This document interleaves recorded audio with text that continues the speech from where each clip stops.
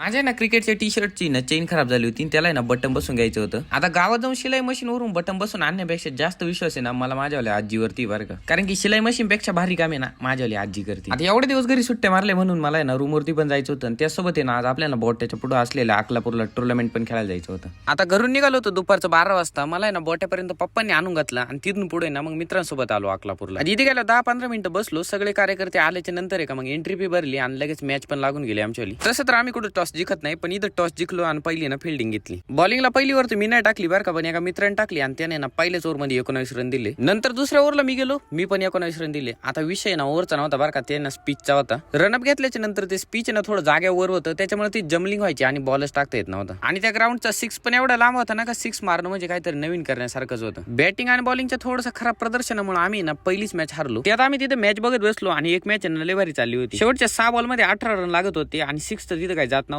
पण त्यांनी माग बाउंड्री मारू आणि पळून ना ती मॅच 1 बॉल 2 रनांवरती आणली होती. बाकी लास्ट बॉलला पाठीमागे बाउंड्री मारली आणि ते ना ती मॅच जिंकली. आता आम्हाला ग्राउंडवरती 3 वाजले होते. म्हटलं रूमवरती जायला पण बराच टाइम होईल, म्हणून मग आम्ही लगेच तिथून निघालो. मित्रांनी आणण्यापर्यंत पण आणून घातलं आणि तिथून एका गाडीवरती पण बसून दिलं. आता मी जातो रूमवरती, तोपर्यंत तुम्ही लाईक आणि फॉलो करून घ्या, म्हणजे असेच आपल्यावाले नवनवीन व्हिडिओ ना तुम्हाला रोज बघायला भेटतील.